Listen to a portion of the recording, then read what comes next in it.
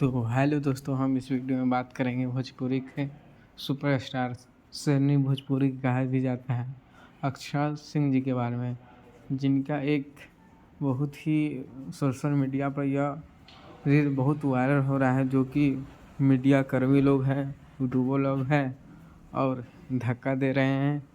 जो कि अक्षर सिंह जो कि कॉमेडी कर रहे हैं, जो कि वो बनावटी है, जो रियल नहीं लो कि असली में है, कि वह सम्मान नहीं करती मीडिया वाला के। नहीं, बिल्कुल सम्मान करती है मीडिया वाला को।